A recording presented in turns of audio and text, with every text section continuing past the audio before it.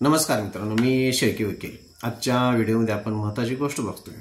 354 IPC ड एखाद्या स्त्रीचा चोरून पाठलाग करणे. मित्रांनो, एखाद्या स्त्रीची जर इच्छा नसेल आणि अशी एखादी व्यक्ती त्या स्त्रीचा जर पाठलाग करत असेल, ती पण चोरून पाठलाग करणे आणि त्यामध्ये जर तिची इच्छा नसताना तरी सुद्धा तिची इच्छा नसताना जवळीक साधण्याचा जर प्रयत्न करत असेल आणि अशा वेळी तिला कुठेही भेटणे, कुठेही उत्तेजन देणे, अशा पद्धतीचं जर बेकायदेशीर कृत्य करत असेल किंवा मित्रांनो तिच्या ईमेलवर किंवा लॅपटॉपवर किंवा अशा कोणत्याही इलेक्ट्रॉनिक वस्तूवर चोरून बारीक जर नजर ठेवत असेल आणि त्या पद्धतीनं चोरून तिचा जर पाठलाग करत असेल, अशी कायद्याच्या दृष्टिकोनातून पाठलाग करणे हे बेकायदेशीर कृत्य समजण्यात आलेलं आहे. मित्रांनो, याला काही अपवाद आहेत.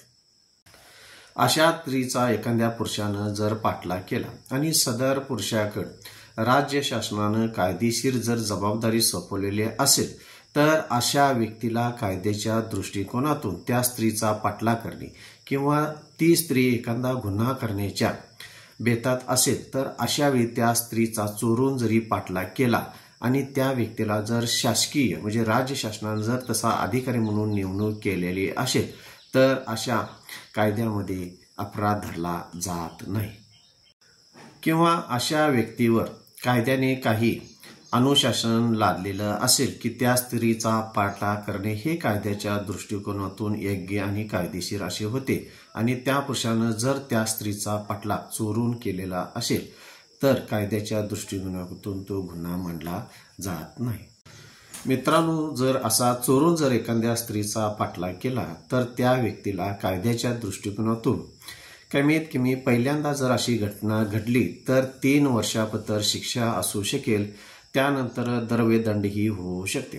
समजा अशा पुरुषानं दुसऱ्या वेळी त्या स्त्रीचा जर पाठलाग केला असेल आणि असं निदर्शनास आले असेल किंवा असा गुन्हा घडलेला असेल, ज्यावेळी तो दुसऱ्यांदा सुद्धा पहिल्यांदा त्रास देऊन सुद्धा दुसऱ्यांदा तिला त्रास देत असेल, तर त्यावेळी त्या पुरुषाला कमीत कमी 5 वर्षे शिक्षा होऊ शकते. त्याचबरोबर द्रव्यदंडही होऊ शकतो.